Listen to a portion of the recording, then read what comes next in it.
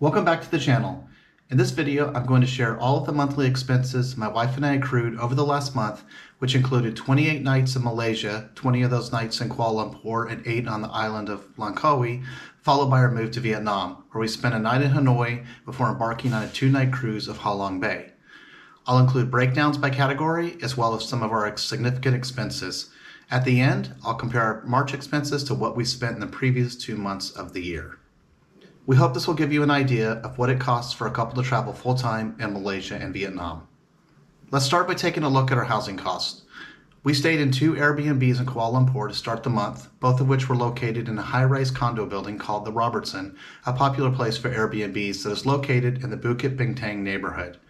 Both were very nice 1-bedroom apartments with a washing machine, kitchen, a balcony with an outstanding view of the area, and a huge swimming pool. We spent 7 nights in the first Airbnb, located on the 41st floor, at a total cost of $226.33. At the end of the stay, the Airbnb was no longer available, so we moved to another one that was available on the top floor of the same building. It was a bit more expensive at $457.45 for 9 nights. After our stay at the Robertson, we took a flight over to the beautiful island of Langkawi, where we spent 8 nights. The first part of our stay was at the Aloft Langkawi Pantai Tengah, which has some great amenities, including close access to the beach. The cost for 4 nights, which included breakfast, was $476.97. We enjoyed our stay in Langkawi so much that we decided to extend it from 4 nights to 8 nights, but since the Aloft Langkawi didn't have any rooms available for those dates, we moved across the street to the Holiday Villa Resort and Beach Club Langkawi, which was right on the beach and ended up being a phenomenal place to stay. It was also very affordable at $432.77 with a breakfast buffet included. From Langkawi, we returned to Kuala Lumpur, where we used our IHG hotel points for a stay at the Holiday Inn Express Kuala Lumpur City Center. We stayed for 4 nights and the number of points required was only 24,000. Since we bought the points during a 100% bonus promotion through our IHG Credit Card, the total cost of the points was only $120. If you'd like to check out the IHG credit card that includes a bonus for signing up, see the link in our description. We then flew to Hanoi, Vietnam, and spent a night at Via Boutique Hotel in the Old Quarter of Hanoi, which was extremely affordable at $46.52. We then left for our 3-day, 2-night cruise of Ha Long Bay. The cruise included a fantastic room with balcony, all meals, and all excursions at a total cost of $722.81. Since everything was included, I broke out the cost 3 ways and estimated the portion of the fare for housing at $350. Our total cost for housing of the month of March was $2,114.54, or $34.11 per person per night. For our travel costs, we had a 1-hour flight to Langkawi on Malaysia Airlines, which was $190.41 round trip. Our flight at the end of the month from Kuala Lumpur to Hanoi, Vietnam on Vietjet was $266.32. As usual, we did a lot of walking this month, but we also utilized Grab, which is like Uber, for some of our trips to and from the airport and when it wasn't walkable. Our total expenditures for the month on Grab were $67.66. Our other transportation costs included getting a KLIA transit card and loading it with value. This is for the Metro. That came to $15.82.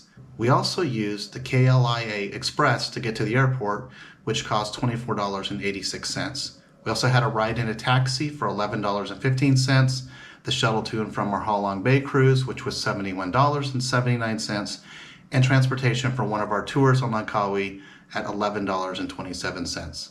Additionally, we both needed to apply for a visa in Vietnam, which came with a total fee of $51.48. Our total monthly travel costs totaled $710.76, or an average of $11.46 per person per day. Obviously, the bulk of these expenditures were our airline flights. For our food and dining, we once again ate out for many of our meals because of the wide variety of affordable options, with many meals costing less than $15 for both of us. We also needed to dine out for most of our meals during our hotel stays. So for the month, we spent a total of $2,152.93 on dining out. We did just a little grocery shopping, which came to $166.30. So our total food and dining for the month was $2,319.23, or an average of $37.40 per person per day. For entertainment, we did a number of tours this month, including a tour in KL that took us to Batu Caves and to Genting Highlands, and then in Langkawi, we took a trip on the Langkawi Skybridge cable car and a guided kayak tour through the mangroves. We also took the included excursions on the Halong Bay cruise, which I attributed $75 of the cruise fare to entertainment expense. Additionally, we had some small expenses for things like tipping the live band that played one evening, which amounted to $9.25. Our total cost for entertainment for the month was $360.87, or a per person daily average of $5.82. Our discretionary category was fairly low this month at $140.19, which is partially attributable to the affordability in KL. We had the usual medications and toiletries that we purchased at pharmacies, which only cost $18.10. I also purchased new contact lenses at a cost of $63.49, which was an incredible deal. The cost for the exact same contact lenses in the United States would have cost me $240. I also didn't have to get a new prescription and the additional costs that come with that, so that was a tremendous savings, and I'm all set on contacts for the rest of the year. Dana also got a pedicure and spa treatment while we were in KL, which cost $33.81. I also purchased a Man City kit, or a jersey as it's called in the US, for just $7.89. And we also accrued an expense to use the laundromat at our KL hotel, which was $16.90. The total for all these expenses came to $140.19, or $2.26 per person per day. Lastly, let's look at our recurring monthly cost. Our health insurance premium with Cigna Global was $383.50. Our storage unit in the US was $121, and our cell phone plan was $181.91. Dana needed to reload her eSIM Airlo, which was $68. Our subscriptions for things like Netflix and Hulu and the other streaming services were $109.39. Our total recurring monthly cost for the month was $863.80. We were once again very happy with the affordability in Malaysia, as well as our initial stay in Vietnam. Our entire expenditures for the month were $6,509.39, or $104.99 per person per day. Now, I'll compare this month's expenses to the previous months of the year, where we spent most of our time in Thailand and Malaysia. While we had some affordable stays, like the Airbnb in KL and the Holiday Inn Express KLCC, we did have some hotels and other stays that were above our typical budget. However, while we did spend more than normal, we got an excellent value on some great places to stay, which would have easily cost us double or more back in the US or many places in Europe. Our food costs were also up by nearly 40%, mostly attributable to the stay in Langkawi and the Halong Bay cruise. These accounted for almost half of our food and dining cost, even though it was just 10 days out of the month. Although it was more expensive, it wasn't unexpected, and as we know, food and drink are typically more expensive when dining at hotels and on cruise ships.